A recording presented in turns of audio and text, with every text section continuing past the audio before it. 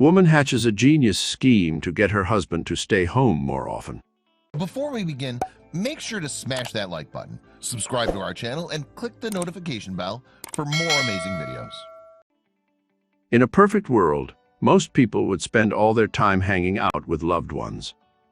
Life, naturally, has a knack of getting in the way of those plans. We have to constantly navigate around big responsibilities and differing schedules, which often can push us to our very limits. One British couple drove each other up the wall trying to find a way to spend more time together in 2019. But that crisis ended up inspiring a secret plan for the ages. You might say it's a tale best told over a pint or two.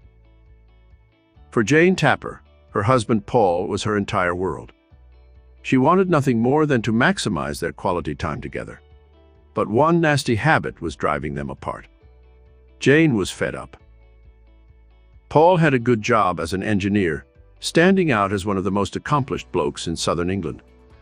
What he got up to after business hours, however, made Jane want to scream. Rather than zipping back to their home in Newton Abbot, Paul regularly took a detour to a less wholesome destination. He'd meet his mates in the parking lot, and then they would get down to what they did best. Drinking? Paul and his buddies knocked back pint after pint at the pub. The mischief never got out of hand, but it irked Jane that her husband spent more time at the local watering hole than he did at home. And when the engineer did make it back to their cozy domicile, he was shocked to find his wife in such sour spirits. Paul recalled that he found himself in the doghouse on a regular basis. Still, he had no plans to change his behavior. Jane, meanwhile, was desperate for a way to see more of her husband. It wasn't that she was antisocial. In fact, she loved entertaining friends and family.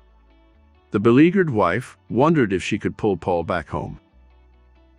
Previously, Jane toyed around with the idea of opening her own restaurant or bar. But after hearing about the difficulties of getting such an enterprise off the ground, she decided it wasn't worth the financial risk. Still, was there a more feasible middle ground? Perhaps, but that wasn't the question on Paul's mind. He was too busy wondering when he got back home one night why his beloved was having their entire backyard leveled.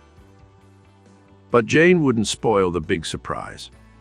Even as the lumber came together as a building frame, she wouldn't reveal what she had in store. Obviously, this was no ordinary garden shed. The construction became increasingly elaborate. Paul got a little miffed at Jane's radio silence, especially since the project was costing them close to £20,000. But the day of reckoning was just around the corner. With the flip of a "come in, we're open" sign, Jane unveiled her big secret. She built a pub in the backyard.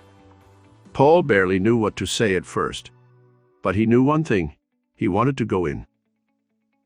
Playing off of her husband's favorite catchphrase, Jane called it the Doghouse Inn. Fortunately, the door was big enough for both two-legged and four-legged customers to venture inside. Paul was stunned by what he saw. Blowing away your average man cave, the Doghouse Inn was the pub of Paul's dreams. Fun knickknacks, impressive hardwood features, and a cozy interior made it the perfect place to enjoy a cold one. And this bar packed way more than just a mini fridge. As a mother of 3 adult children, Jane knew how to be prepared for any situation. That's why she stocked the Doghouse with a full bar, guaranteeing that even the pickiest drinker could find a beverage of their liking. And Jane planned on inviting tons of people over too.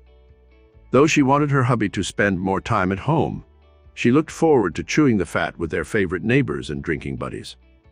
After all, there were a surprising number of activities in the pub. Besides the usual dartboards, cards, and board games, Jane went out of her way to grab a true classic. She installed a genuine Space Invaders arcade cabinet, taking Paul back to his gaming prime in the 1980s.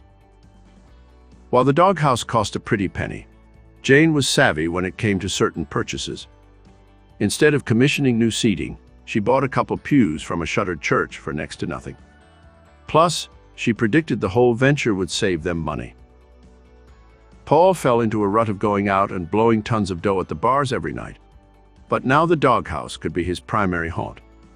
He was pretty sure the bartender there would give him freebies now and again. Paul immediately made himself at home in the doghouse, which even had a beer garden for when the British summer would finally appear. When he asked Jane how she made this all happen, it turned out she'd combed the web for other DIY inspirations.